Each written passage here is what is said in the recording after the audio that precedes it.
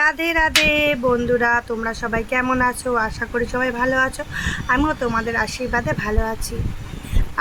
এই গপুটা আমি নিয়ে এসেছি কয়েকদিন হলো, তোমরা তো সবাই জানো, কিন্তু এখানে আমি চুপ করে বসিয়ে রাখি না। এত সুন্দর মিষ্টি মুখ আমি কী করে বসিয়ে রাখি বলো?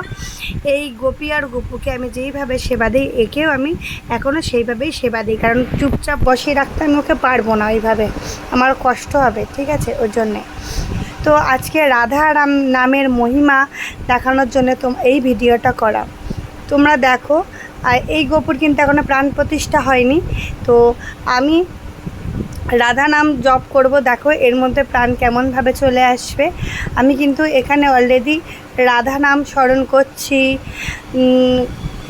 রাধা নাম কিন্তু যেমনভাবে স্মরণ করলে হবে না, তাহলে আসবেই না।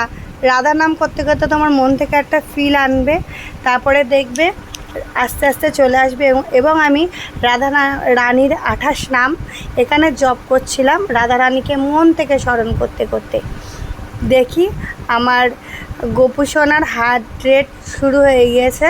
তোমরা দেখো, সত্যি কথা বলতে কি, রাধা নাম জপ করে আমি জীবনে অনেক কিছু পেয়েছি। হ্যাঁ, আমি ছোট থেকে অনেক রকম সমস্যার সম্মুখীন হয়েছি, ততবারই ঈশ্বরকে দেখেছি এবং তারা আমাকে রক্ষা করেছে। আমি কিন্তু ভোলানাথকে ভীষণ ভালোবাসি, মা তারাকেও। কিন্তু এটা আমার শোনা কথা যে ভোলানাথের পরম ভক্ত হওয়ার পরে উনি যদি কোনো মানে তার কি ভক্তের প্রতি সন্তুষ্ট হয়, তখন সে তাকে রাধারানীর শরণাগত করে। আমিও না রাধারানীর শরণাগত হয়ে অনেক ফল পেয়েছি, এবং তুমি রাধারানীকে স্মরণ করলে সর্বদেব দেবী